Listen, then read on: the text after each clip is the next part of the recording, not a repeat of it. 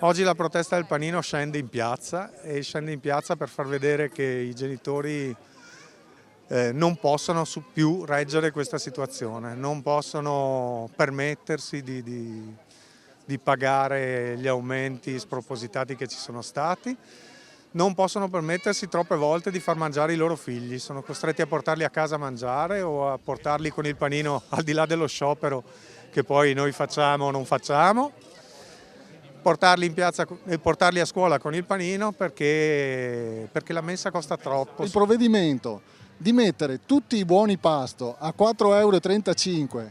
senza tener conto di quanti figli ci sono in una famiglia, di quanti rientri una famiglia deve sostenere, senza tener conto del reddito di ciascuna famiglia. Il fatto di non aver distinto e di non aver fatto nessuna distinzione tra il numero dei figli, per esempio, nell'aumento dei buoni pasto, ha comportato un aumento dei costi per le singole famiglie che è assolutamente insostenibile e quindi chiediamo all'amministrazione comunale di voler ripensare il fondo di solidarietà in modo particolare e ampliarlo in modo da dare la possibilità di attenuare l'impatto di questi aumenti che ci rendiamo conto essere necessari vista diciamo, la situazione generale, che però devono essere gestiti in maniera più intelligente. Già da giugno noi sapevamo che l'amministrazione andava in questa direzione e abbiamo chiesto un incontro. Ci è stato spiegato che non c'era motivo di preoccuparsi perché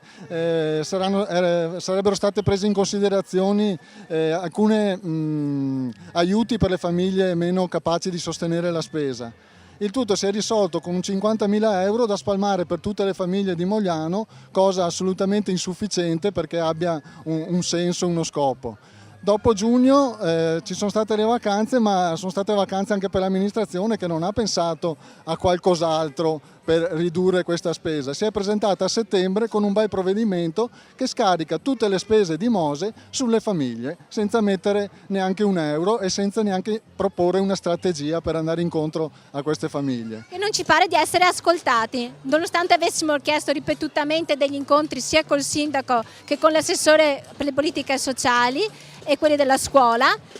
non ci sembra assolutamente di essere ascoltati. Abbiamo varie proposte da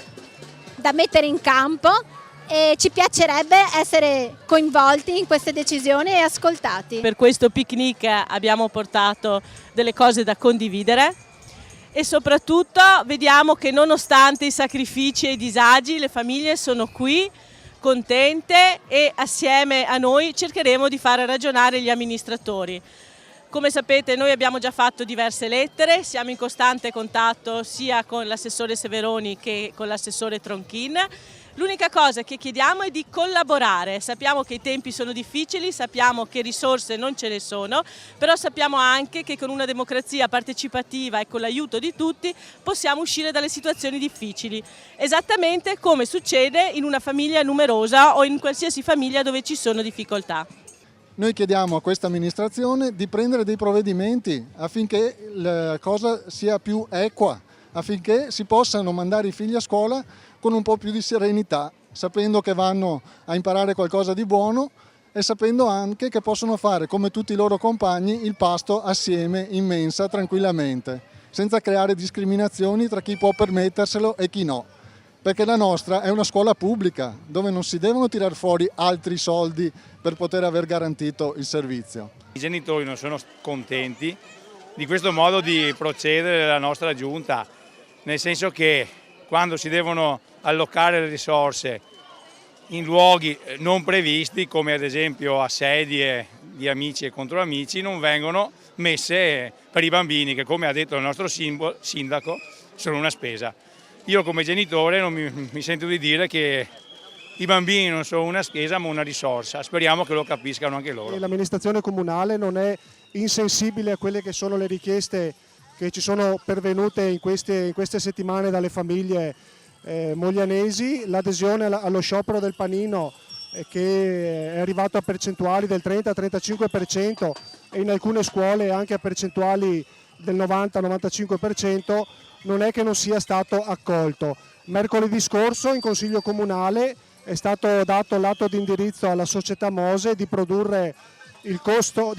buono pasto a un prezzo in linea di mercato che noi attualmente lo identifichiamo intorno ai 3,70 euro. Quindi noi stiamo lavorando per raggiungere questo obiettivo e lo facciamo dialogando costantemente con la Mose per vedere assieme a loro quelle che sono le economie che si possono mettere in pista per raggiungere il risultato. Negli anni voglio ricordare che sono state spese come contributo alle famiglie per il buono pasto anche 1 milione di euro all'anno.